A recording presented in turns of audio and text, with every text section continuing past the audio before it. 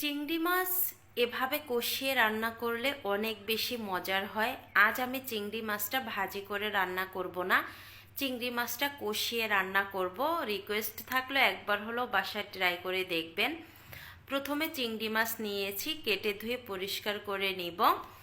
চিংড়ি মাছগুলো কেটে ধুয়ে পরিষ্কার করে নিয়েছি। এখন রান্না করার জন্য কড়াইয়ে দিয়ে দিলাম তেল।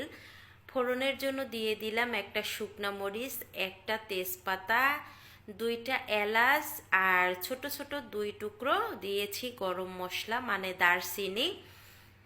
এখন দিয়ে দিলাম পেঁয়াজ কুচি। পেঁয়াজগুলো এবার আমি ভাজি করে নিব। যখনই গোল্ডেন কালার চলে আসবে তখন আমি অন্য মশলাগুলো দিব এখানে। এই তো পেঁয়াজগুলো ভাজি করা হয়ে গেছে। এখন আমি এখানে দিয়ে দিলাম 1 চামচ আদা বাটা রসুন বাটা।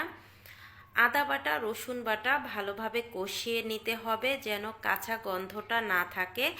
এজন্য গ্যাসের ফ্লেমটা একটু মিডিয়ামে রেখে সময় নিয়ে কষিয়ে নেবেন। এই তো কষিয়ে নিয়েছি। এখন আমি এখানে দিয়ে দিলাম জল। জলটা দিয়ে এখন বাকি মশলাগুলো এক এক করে দিয়ে দিব। এখানে দিয়ে দিলাম হলুদের গুঁড়া, মরিচের গুঁড়া, জিরার গুঁড়া, ধনিয়া গুঁড়া। এবার আমি এখানে দিয়ে দিব স্বাদ মতো লবণ। সবগুলো মশলা আমার দেয়া হয়ে গেছে। এবার মশলাটা কষিয়ে নিব। আর এখানে অল্প পরিমাণে একটু গরম মশলার গুঁড়া দিলাম। মশলাটা কষিয়ে নিয়েছি।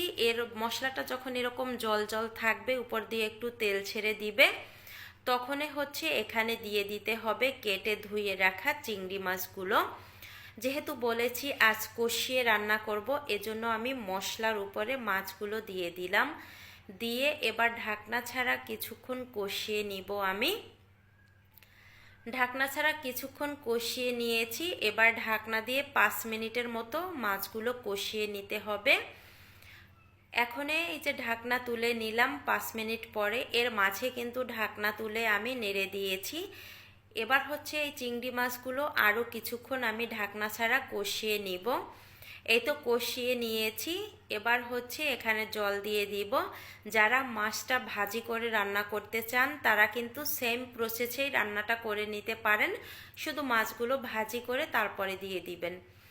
এবার জল দিয়ে দিলাম। জলটা দিয়ে আবারও ঢাকনা দিয়ে ঢেকে আমি 3 থেকে 4 মিনিট জাল করে নিয়েছি। এবার ঢাকনা তুলে একটু নেড়ে চেড়ে দিলাম। এবার ঝোলটা শুকিয়ে নিব। ঝোলটা শুকিয়ে গেছে। এবার এখানে উপর দিয়ে দিয়ে দিলাম একটু ধনিয়া পাতা কুচি। যারা ধনিয়া পাতা খেতে চান না তারা স্কিপ করতে পারেন।